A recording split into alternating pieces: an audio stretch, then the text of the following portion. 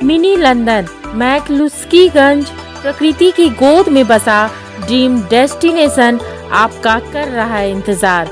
आइए अपने यादगार लम्हों को बिताइए ड्रीम डेस्टिनेशन में। राजधानी रांची से महज 50 किलोमीटर दूर आपका अपना ड्रीम डेस्टिनेशन।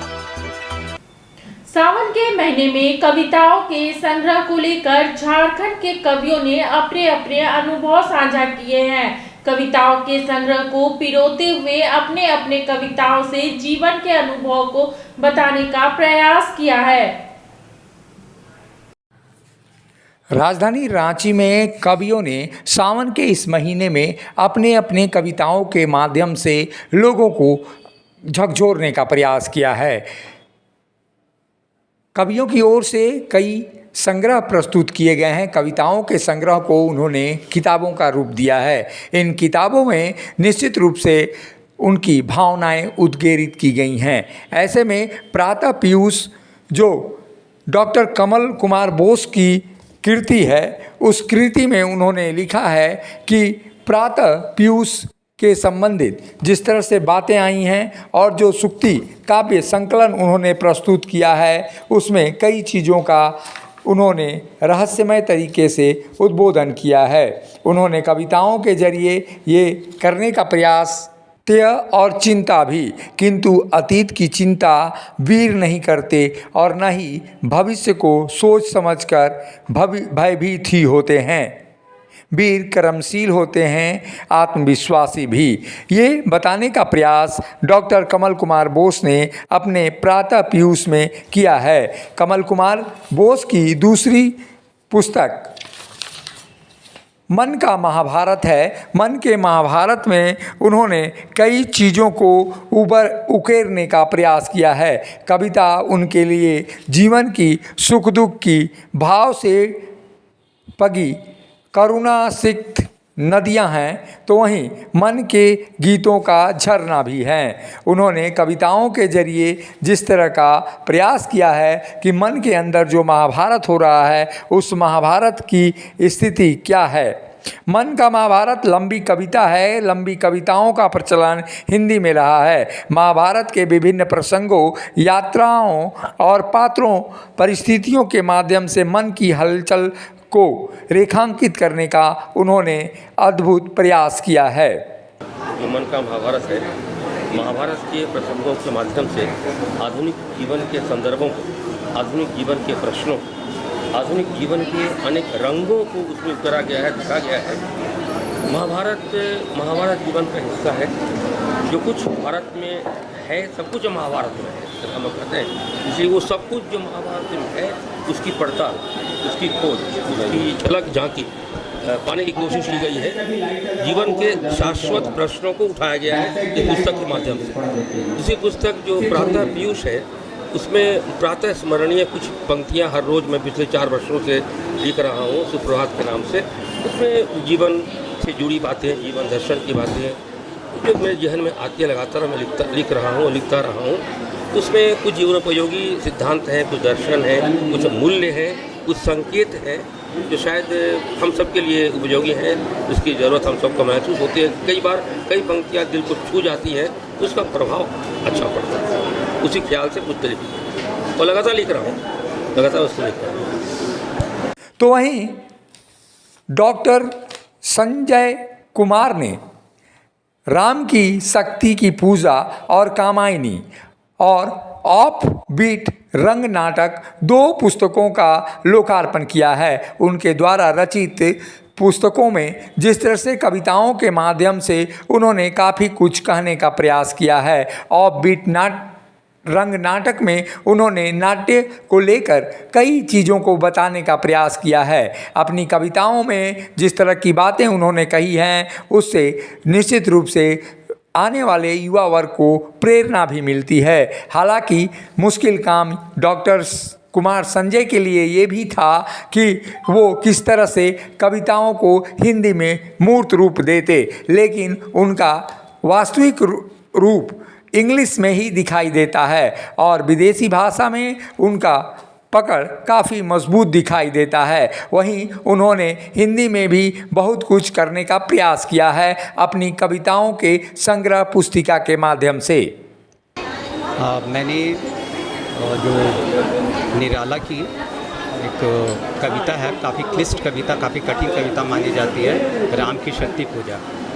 उसको साधारण तौर पे लोग समझ नहीं पाते, साधारण पाठक। तो मेरी कोशिश यही रही कि हम उसको सिंपल भाषा में नृत्य नाटक के रूप में ले आए। और वही बात कामायनी, जयशंकर प्रसाद की कामायनी के साथ है, वो भी इतनी क्लिष्ट भाषा में लिखी गई है कि लोग नहीं समझ पाते हैं। लेकिन ये दोनों अनुपम है, मतलब ये हिंदी की अद्भुत रचना है। तो मेरा प्रयास यही रहा कि मैं सरल शब्दों में इसे नृत्य नाटक के रूप में ले आऊँ। और जहाँ तक हिंदी में लिखने की बात है तो मेरे पिताजी हिंदी से थे, तो वो जीन्स में तो आ ही गया है, इसलिए हिंदी में लिखे। पेशे से डॉक्टर अभिषेक अब्र एक युवा रचनाकार हैं और पेशे से चिकित्सक होने के कारण उनके मातृभाषा हिंदी है और हिंदी साहित्य से उनका काफ़ी लगाव है। ऐसे में उन्होंने इत्र की शीशी कविता के जरिए एक तरह से अन्य कवियों से अलग हटकर बताने का प्रयास किया है। अभिषेक अब्र ने इत्र की शीशी एवं अन्य कविताओं के नाम से पुस्तक का लोकार्पण कर यह बताने का प्रयास किया है कि जो इत्र की शीशी है वो कितनी जीवन में खुशबू बिखेरती है, ये जानने का प्रयास किया जाना चाहिए। कई कविताओं के माध्यम से उन्होंने मर्मस्पर्शी चीज़ों को सामने लाने का प्रयास किया है। जिस तरह से उनकी कविताएं दिखाई देती हैं उससे ये नहीं लगता है कि वो पेशे से डॉक्टर हैं और कविताओं से बहुत ज़्यादा उनका अनुभव नहीं रहा होगा। देखिए, मैं समझता हूँ कि हर एक डॉक्टर के मन में या हर एक इंसान के मन में संवेदनाएं होती हैं, उसी तरह से डॉक्टर के मन में भी संवेदनाएं होती हैं। और वो असल में एक डॉक्टर इंसान ही होता है, उसके मन में जो भी संवेदनाएं होती हैं वो जो समाज में देखता है, प्रकृति में देखता है, जो फील करता है, उसी को मैंने कलम के रूप से माध्यम से शब्दों के रूप में ढालने का प्रयत्न किया है। और शौकिया लिखते लिखते मैं कोई तकनीक नहीं जानता, लेकिन पता नहीं लोगों को शायद कुछ बात उसमें समझ में आती होगी, कुछ अच्छा लगता होगा, कुछ खुशबू आती होगी, इसलिए ये इत्र की शीशी उभर कर आई है। आगे भी जारी रखेंगे आप?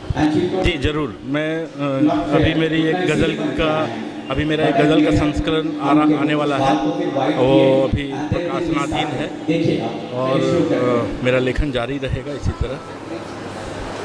रांची के तीनों कवियों ने जिस तरह से लोकार्पण के दौरान अपने अपनी भावनाओं का उद्गार आम जनता से किया है, उससे लगता है कि इन कविताओं के संग्रह पुस्तिका से लोग जुड़ेंगे और उनकी भावनाओं को निश्चित रूप से जानने का प्रयास करेंगे। ऐसे में इन किताबों का लोकार्पण समाज के लिए वो आईना भी हैं जो भविष्य और भूतकाल और वर्तमान तीनों चीज़ों से रूबरू कराता है। मुखर संवाद के लिए रांची से शिल्पी यादव की रिपोर्ट।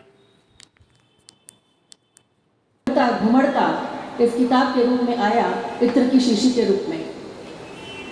कहाँ से शुरू करूँ जब मेरे हाथ में किताब लगी, क्योंकि इत्र की शीशी है तो खुशबू हर पन्ने में है, तो किस पन्ने से शुरुआत करूँ मुझे समझ नहीं आ रहा था। लेकिन मेरी नज़र जहाँ अटकी वो है बादल का टुकड़ा। कुछ मौसम का असर भी है, तो बादल के टुकड़े पे मेरी नज़र गई और मैं उसी का पाठ कर रही हूँ। ओ बादल के टुकड़े सुहावने, वो बादल के टुकड़े सुहावने, यह जो तुमने अभी अभी मुझे आकर भिगो डाला है तथा अपने हीने स्पर्श से रोमांचित करवाया है। क्या तुम